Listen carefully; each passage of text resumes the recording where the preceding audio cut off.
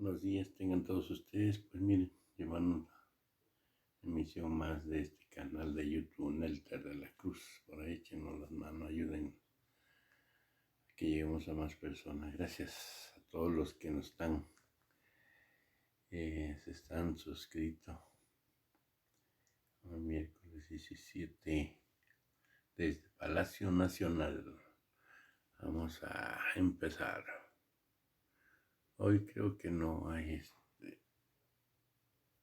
hoy nada más pura conferencia.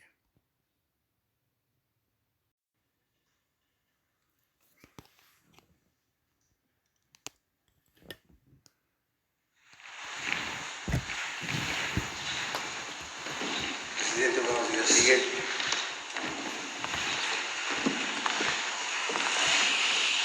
Gracias. Bueno, el tema de la devastación de los sismos de 2017 y 2018, en Puebla en el 2017, su epicentro fue en Puebla, en la Mixteca poblana, y hemos nosotros, desde que soy gobierno, recibido el apoyo de la Federación para impulsar este programa nacional de reconstrucción en suelo poblano. Les diré, 106 municipios afectados en los temas culturales, de salud, educativos y de vivienda. En materia de monumentos históricos, en materia de cultura, 454 monumentos afectados. Es un proceso largo, no es un proceso fácil. La reconstrucción con los materiales originales, impedir que se utilicen otro tipo de materiales y que se afecte el estilo original de cada uno de ellos, es una lucha, es un cuidado permanente, porque no siempre hay la especialidad en esta materia y el INAH desempeña una función muy especial.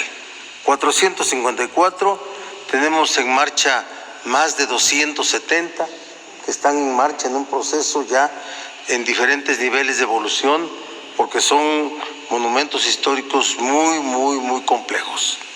En materia educativa fueron más de 270 escuelas dañadas, presidente, pero ya van más de 1,800 entregadas, otras que están en curso, y no tengo duda que 2022 será el año que concluyamos todas las escuelas que fueron afectadas con el sismo. La vivienda la tenemos completa, porque aquí no hay que confundir el hecho de que una cosa es la vivienda afectada y otra cosa son los programas de vivienda que permanentemente la Federación, a través de diferentes fondos, lleva a cabo en los estados, y nosotros como estados también llevamos nuestros planes de vivienda. Miles de acciones de vivienda, miles cada año, y en materia de las viviendas particulares que fueron afectadas, ya están restauradas de manera completa. Los hospitales no, tenemos un sistema hospitalario en pie, solamente 9 hospitales fueron afectados, 11 hospitales fueron afectados, 9 de los cuales están restaurados completamente, y los otros 2 no es que no estén funcionando, pero necesitan etapas de restauración. El gobierno de Puebla, comprometido con el gobierno federal para completar este plan, este programa nacional de reconstrucción, y con esa máxima nos vamos de que se va a concluir cuando se concluya. Gracias, presidente. Gracias.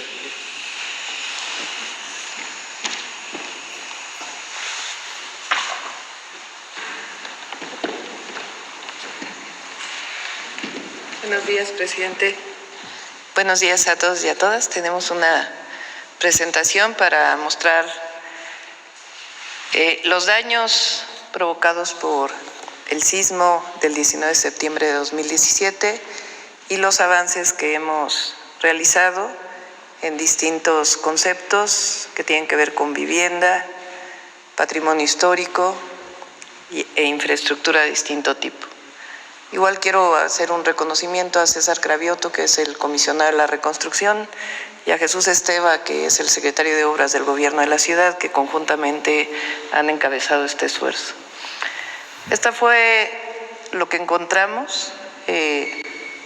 Cuando llegamos al gobierno, se habían reconocido 7,000 viviendas afectadas, y de un censo muy intenso que realizamos, encontramos que en realidad habían sido 25,042 viviendas afectadas por el sismo del 2017. ¿La que sigue? El avance a la fecha lo dividimos en edificios, unidades habitacionales, reubicaciones y vivienda unifamiliar. En el caso de la vivienda, en el caso de los edificios fueron 370 dañados, hemos terminado 135, en obra 95, donaciones principalmente de la Fundación Carlos Slim, 30 edificios y 140 por iniciar obra. Hay que decir que aquí es un proceso largo, particularmente en los edificios, tiene que haber un proceso jurídico de si son propietarios o no, quienes habitan en el lugar, el apoyo para ello, y al mismo tiempo un estudio de si el edificio tenía que demolerse y reconstruirse o tenía que rehabilitarse con sus proyectos ejecutivos. A la fecha se han invertido 2,700 millones de pesos, y en total para los edificios requerirán 8,000 millones de pesos, y hay un programa que tenemos de redensificación de algunos pisos que nos va a permitir subsidiar o más bien financiar este proceso de reconstrucción de edificios. Adelante.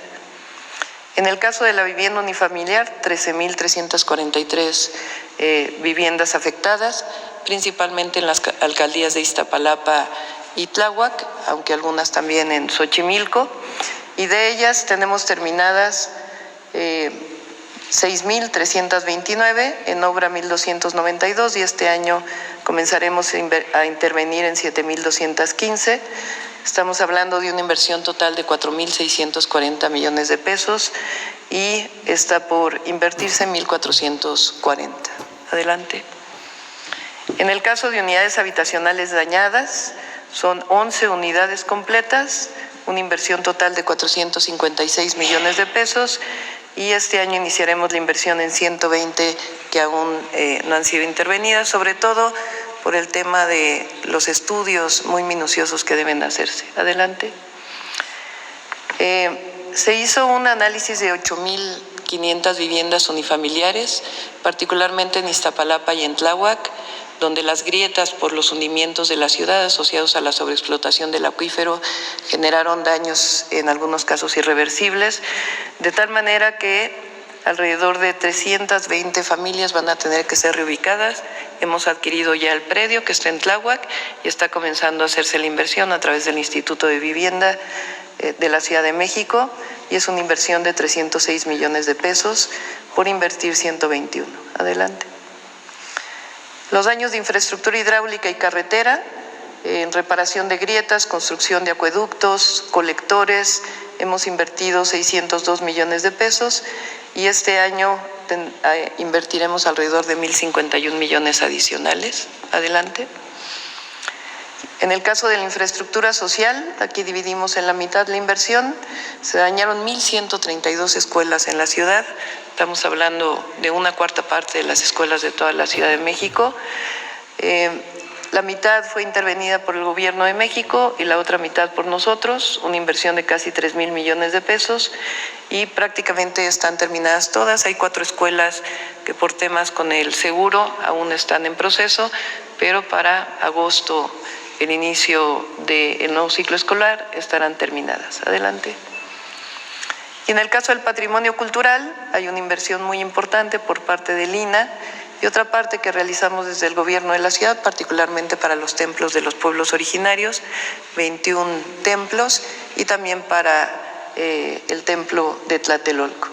Y finalmente, el Ángel de la Independencia, que lo encontramos con un daño muy grave por el sismo del 2017, y si nos permite, presidente, pasaríamos un video sobre el Ángel de la Independencia, los daños, la restauración que hemos hecho, y en la restauración final que estamos trabajando junto con el INAH, ya nada más es de la propia fachada, ya no tiene que ver con los daños estructurales, y que pues evidentemente estará listo para los 200 años de la conmemoración de la consumación de la independencia.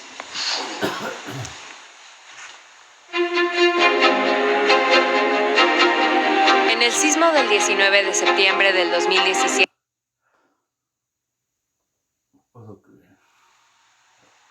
Para no quitarles mucho más tiempo, igual subimos a las redes el otro. Gracias.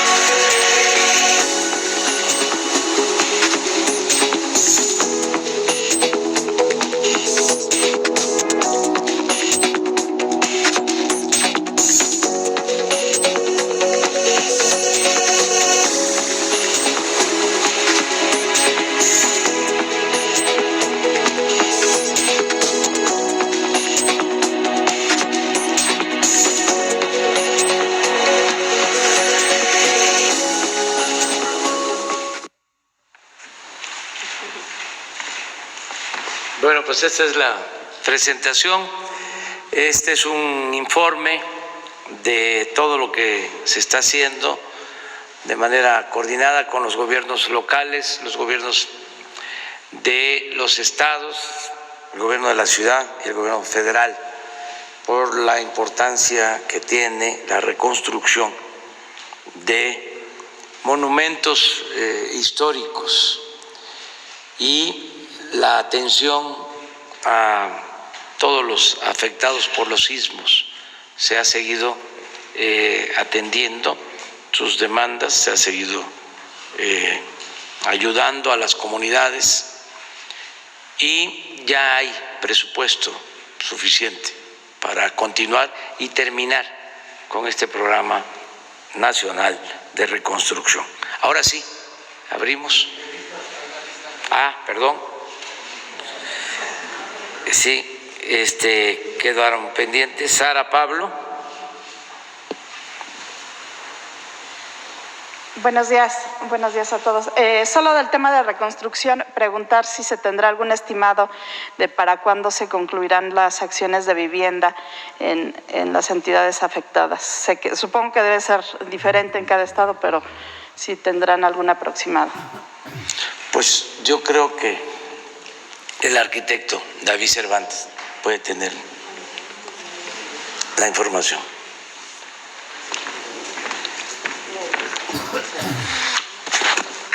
Bueno, hay que comentar respecto a la reconstrucción en vivienda, que fue uno de los sectores en donde fue más difícil identificar la cantidad de daños, lo que se había hecho, lo que faltaba por hacer, dado que no se entregó un informe pormenorizado, y esto ha sido un trabajo de todos, identificar qué familias todavía no habían sido atendidas, en donde había comunidades que ni siquiera habían sido visitadas para el levantamiento de daños, pero hoy podemos afirmar que de las familias que perdieron totalmente su vivienda han sido atendidas En este año estamos atendiendo ya principalmente daños parciales graves y creemos que pues lo que quedaría pendiente serían los daños menores.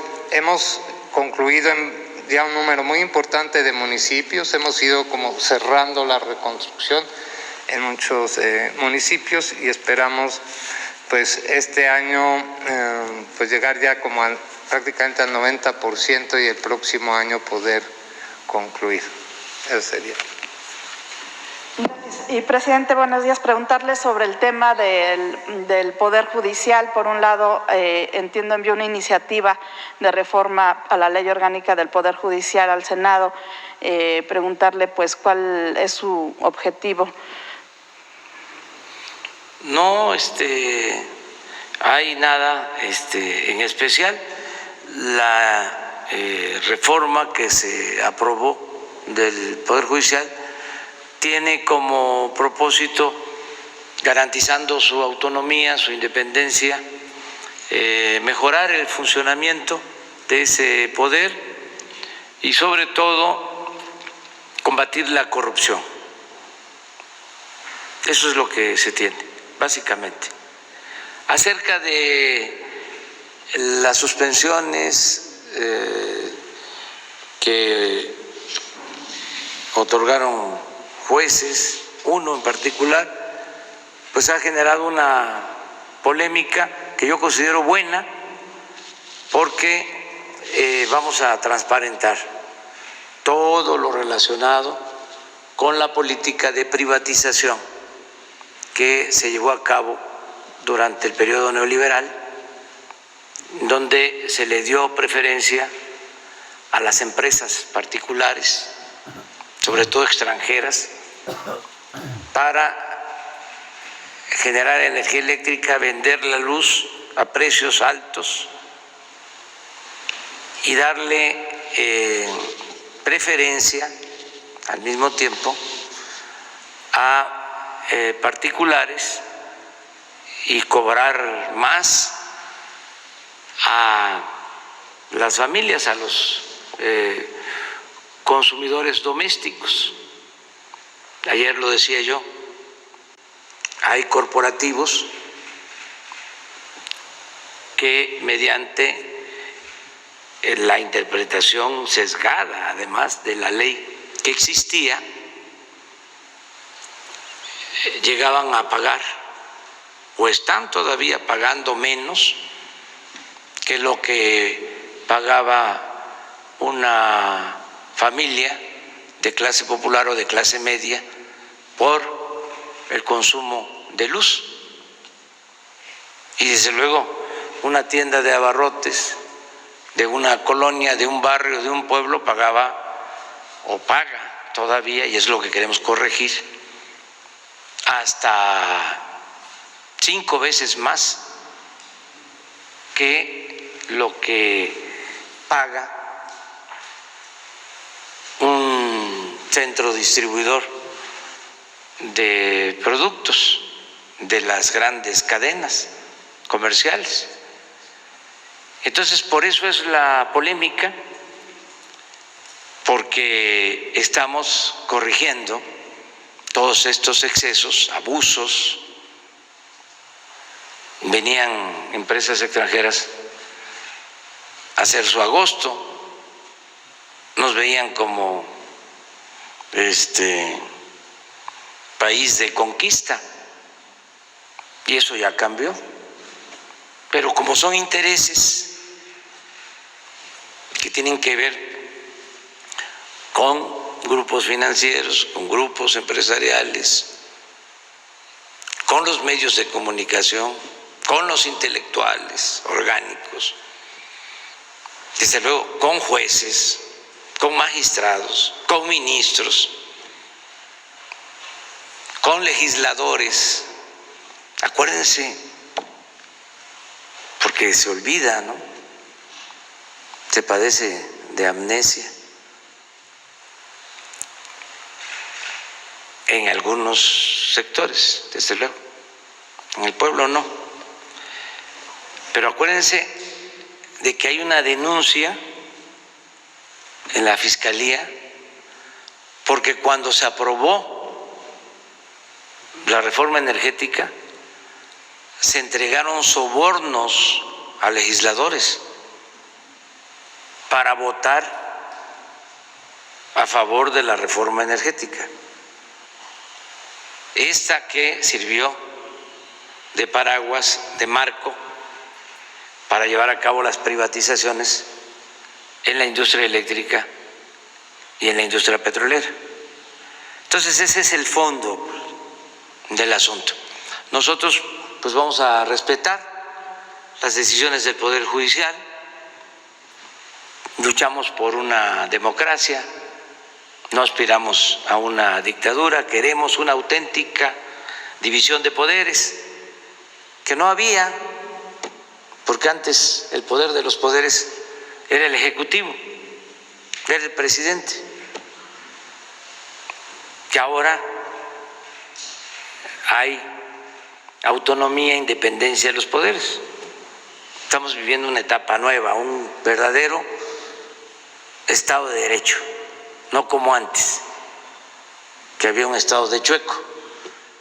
Entonces, esto es lo que ahora está desconcertando a algunos, pero todos tenemos que ir acostumbrando a la nueva realidad.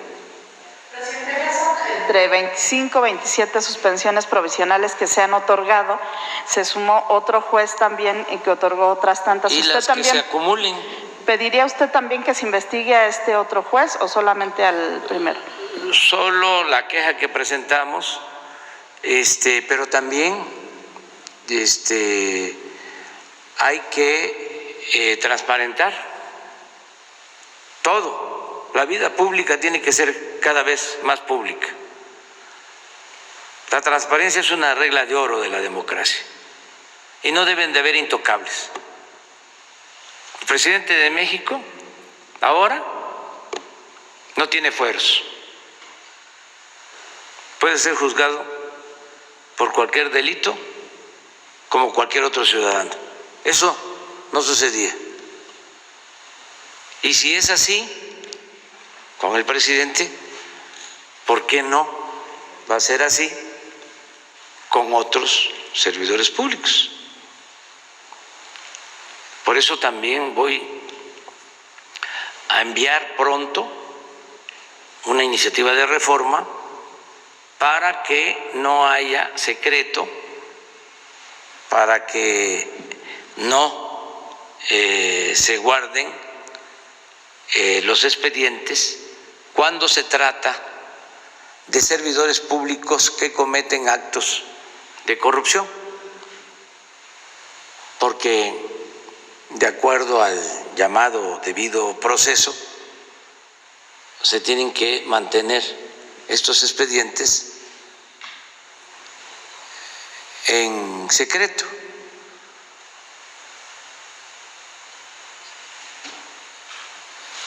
Puede ser que en el caso de particulares, para no violar sus derechos humanos, se reserven los nombres en los juicios. Pero en el caso de un servidor público, el que roba, viola derechos humanos. Entonces, hay que transparentar la vida pública. Y, presidente, y una vez que se resuelva de fondo este tema de los amparos, usted, si determinan que esta ley eléctrica contraviene a la Constitución, ¿usted impulsaría entonces una reforma constitucional? Sí. Yo estoy seguro que no es inconstitucional la reforma, pero sí lo determinan jueces, magistrados, ministros, de que es inconstitucional y que no puede proceder, enviaría yo una iniciativa de reforma a la Constitución, porque no puedo ser cómplice del robo, del atraco, no puedo aceptar que particulares dañen la hacienda pública y afecten la economía popular y sobre todo afecten la economía de los más pobres. Porque privatización en México en el periodo neoliberal es sinónimo de corrupción. Se dedicaron a saquear, a robar, a hacer jugosos negocios al amparo del poder público. Y en el caso de la industria eléctrica y de la industria petrolera, pues no tengo duda. Pero no solo eso, en los reclusorios, en la construcción de hospitales, en todo. Entonces, era una banda de cuello blanco.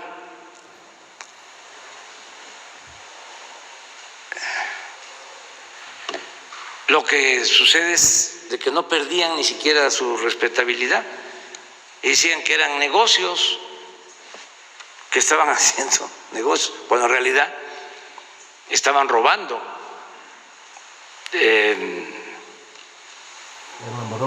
Muy mal para el país y muy bien para ellos. Entonces, a eso se debe que se estén llevando a cabo estas reformas, porque así garantizamos que no aumente el precio de la luz. Llevaron a cabo la reforma energética y desde que se aprobó la reforma energética empezaron a aumentar el precio de la luz, el precio de las gasolinas. Nosotros llevamos 2 años, 4 meses y no ha aumentado el precio de las gasolinas, ni del diésel, ni de la luz, y no van a aumentar los precios de los energéticos. Entonces, para garantizar eso, necesitamos que no haya corrupción y fortalecer a la Comisión Federal de Electricidad, que la querían destruir, y a Pemex. Dejar todo a particulares, nacionales y extranjeros, todo al mercado, y utilizar nada más al Estado para protegerlos, para rescatarlos en el caso que les fuera mal, como sucedió cuando el FOBAPROA. Miren lo que está sucediendo en Estados Unidos, en Texas, con el problema de la nevada. Le están llegando los recibos a los tejanos con costos elevadísimos. Aquí nosotros resolvimos el problema en 5 días gracias a los trabajadores electricistas, a los técnicos. Y sí, tuvimos un costo, pero menor, que no se va a transferir a los consumidores. Es decir, no van a aumentar las tarifas. ¿Y por qué logramos resolver nosotros y ellos no pudieron? Porque nosotros tenemos todavía, afortunadamente, el control de toda la red de distribución de energía. Y allá está fraccionada, privatizada, son distintas empresas. Entonces se viene una emergencia como la que se enfrentó y no tienen opción, no tienen salida, porque sus líneas de transmisión no abarcan la totalidad de Texas, ni están conectadas con otros estados de la Unión Americana. ¿Cómo salimos nosotros ¿Dónde fue la falla? En los estados del norte, más cercanos a Texas, de donde se produjo energía para llevar a Monterrey, porque faltaba, dado que se fueron a las nubes los precios del gas para producir la energía eléctrica, de las plantas hidroeléctricas del Grijalva y de otras plantas que se echaron a andar, y se subió energía y llegó la luz a todo el país. Entonces, es un asunto de interés nacional. No de, con todo respeto, de la ambición de malandros,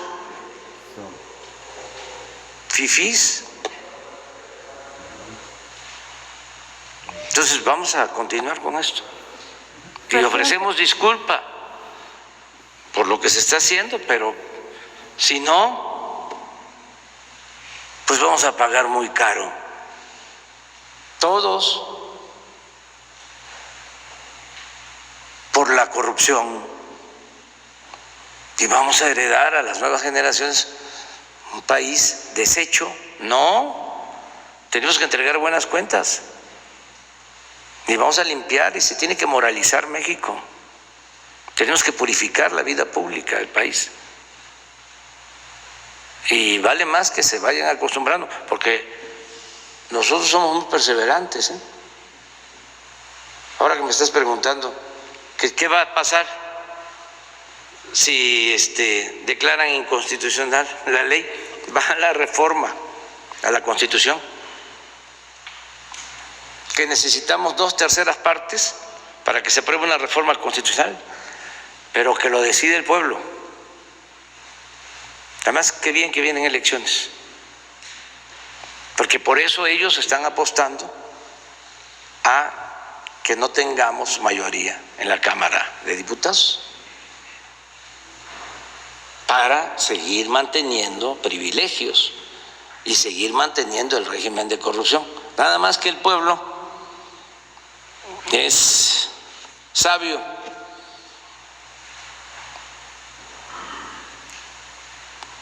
es un pueblo con un instinto certero, sabe lo que está sucediendo. Por más campañas que haya, ayer en el New York Times, Krause escribe pidiendo la intervención del presidente Biden para que venga él a moderarnos. Es el colmo.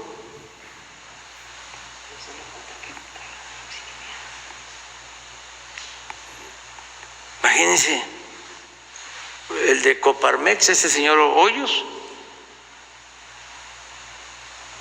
le pedía al rey de España lo mismo, a Felipe VI, que viniera a llamarnos la atención. Ahora Krause en el New York Times pidiendo que venga el presidente Biden a regañarnos. Pues ya que deje de simular y que mejor les pida que lo nombren embajador de Estados Unidos en México. Está vacante ese cargo, porque pues lo que está planteando es que se tenga un embajador como Henry Wilson, que preparó el golpe de Estado y el asesinato del presidente Madero,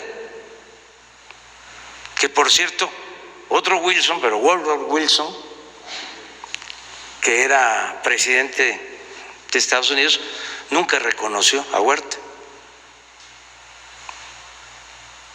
Siempre consideró de que se había asesinado al presidente Madero.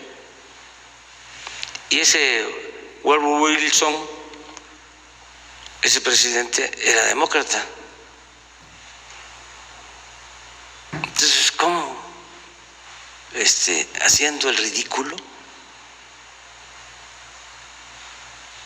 a esos extremos? La verdad es que él es un empresario, ¿no?, de la industria editorial, que recibía muchos apoyos del gobierno anterior, más que historiador en sentido estricto, pues es un empresario editorial.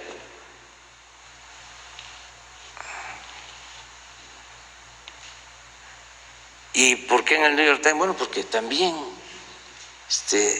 la gran prensa pues tiene vinculaciones con las grandes corporaciones empresariales, financieras en el mundo, y carecen de ética. No nos dejemos apantallar y siempre actuemos con apego a la verdad. Eso es lo mejor.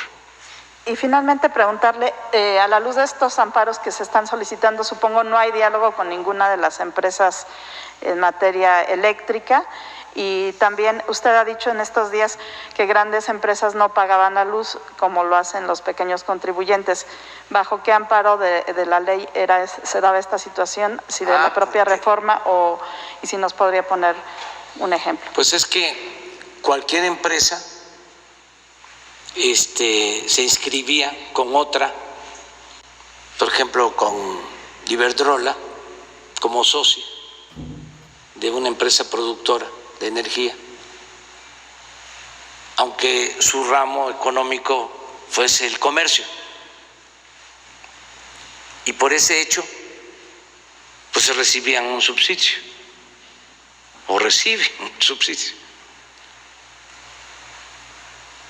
y se los permitía la ley. Entonces ese fue el cambio.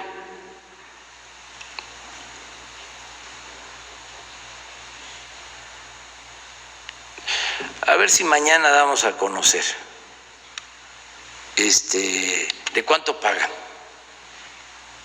de luz.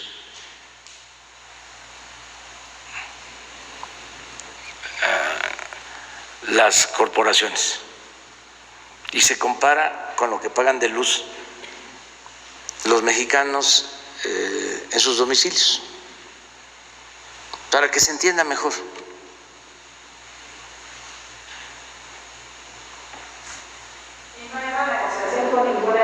Sí, se está buscando eso. Está abierta la negociación. Ya hay algunos que quieren llegar a acuerdos. Y estamos nosotros en la mejor disposición de que haya acuerdos. Nada más que tiene que haber descuentos. Es el caso de los reclusorios. Imagínense que les dieron contratos, lo repito porque es parecido, o los gasoductos,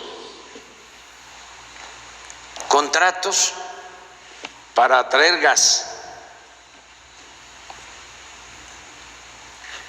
Se utilice o no se utilice el gas, hay que pagarlo.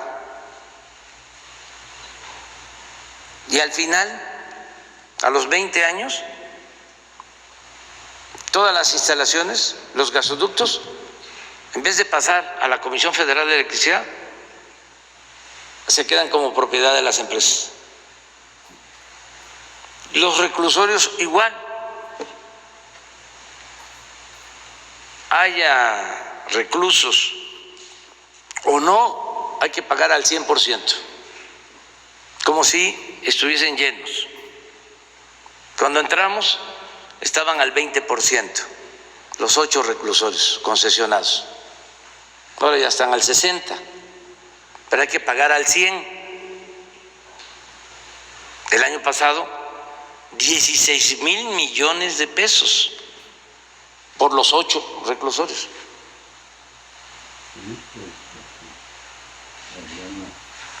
Y a los 20 años, las instalaciones, el reclusorio, le queda a la empresa, no al gobierno. Entonces, se pagan 3,500 pesos por recluso diarios.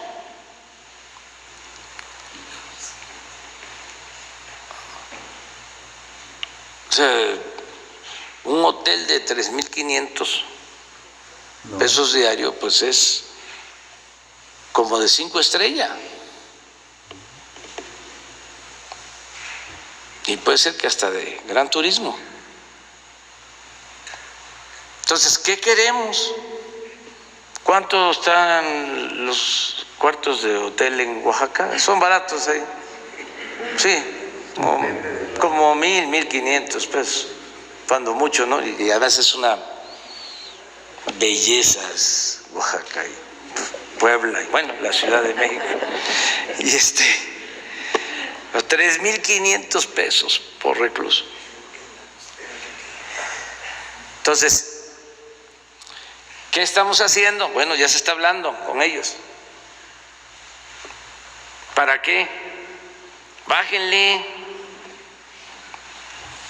Desde luego lo de que los reclusorios les van a quedar a ustedes, eso no. Eso no. Mejor vámonos a la revisión del contrato. Pero quieren mantener el contrato, de acuerdo, pero el reclusorio le tiene que quedar al gobierno y esa cantidad que están cobrando, bájenle un porcentaje. Ya han cobrado bastante. Además, ¿pero quiénes son los afortunados de estos negocios? Pues los cuñados de Carlos Salinas de Gortari,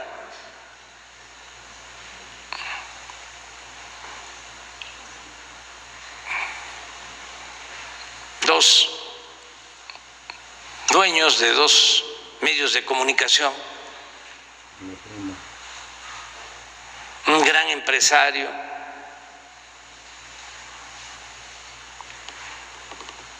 etcétera, etcétera.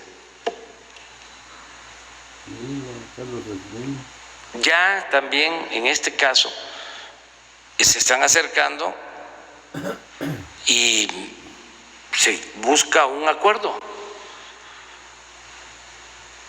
Y eso es lo único que queremos. Antes se permitía, estaba mal,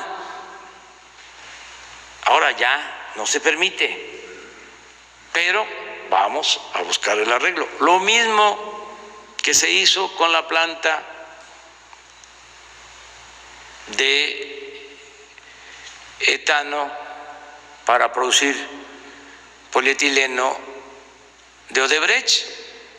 Imagínense, le entregaron un contrato en la época de Felipe Calderón, en 2010, para que Pemex le vendiera gas etano 75% más barato que lo que cuesta el gas en el mercado. Y si Pemex, porque no tiene gas, lo tiene que importar, les falla, lo multaban. ¿Cuánto se llevaron así,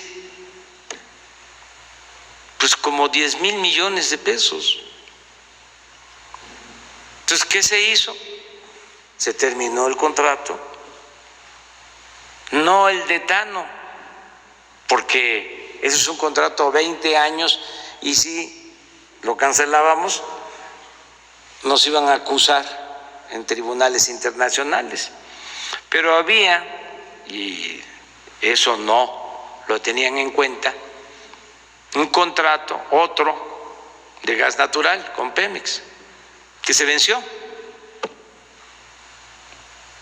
Entonces, primero no querían ningún arreglo, porque además prepotentes, no acostumbrados a hacer negocios lícitos, sino acostumbrados al influyentismo y al soborno. Se les insistía, vamos a revisar el contrato, ¿es injusto? No, pero se termina el contrato de gas y era un asunto ya legal, decir, no voy a renovarte el contrato de gas. Entonces me consultaron y dije, no se va a renovar el contrato de gas, pero se va a parar la planta, se para. Y entonces sí, ya llegaron y ya se llegó al acuerdo, ya nos entendimos y todos contentos. Nada más que ya no vamos a pagar el subsidio del 75%, ya la entrega del etano no va a ser hasta el año 2040, sino hasta el 24. Y lo que tenía que pagar de multas Pemex desde que llegamos hasta la fecha se cancela. Entonces eso es en beneficio de la nación, porque nosotros al final solamente somos administradores de los dineros del pueblo. Es lo mismo de la industria eléctrica y es lo mismo en el caso del petróleo y en general. Entonces todo esto lo expongo para que pues la gente se entere y también decir pues que no todos los empresarios son así. La mayoría de los empresarios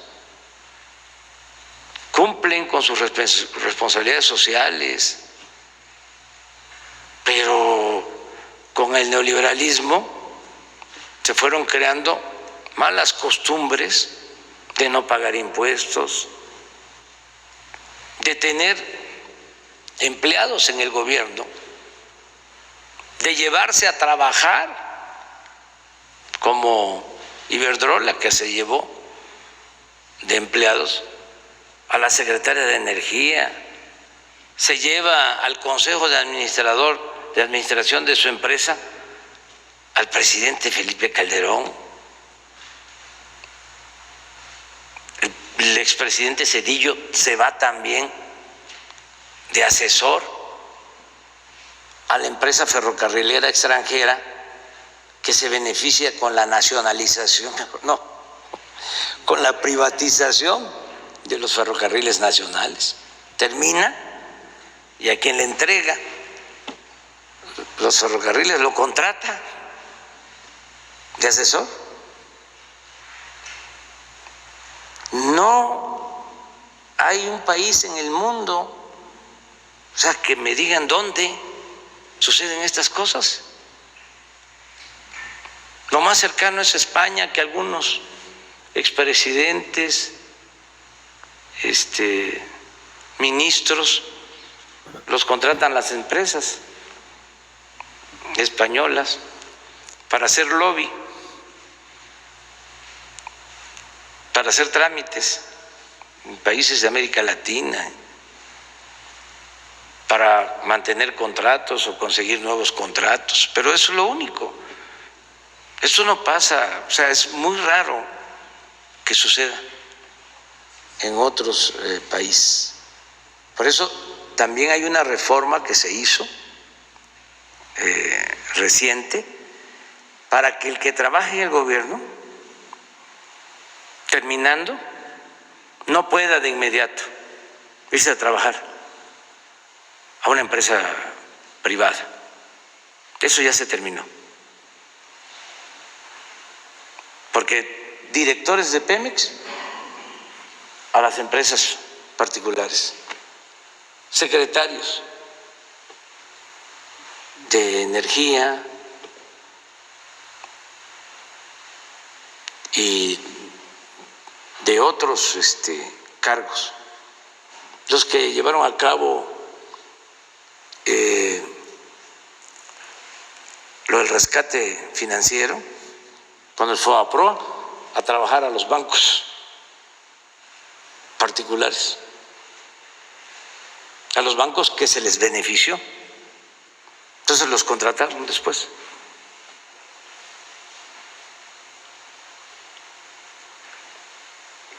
Una vergüenza. Entonces ya no. Bueno, vamos con Urbano. Gracias.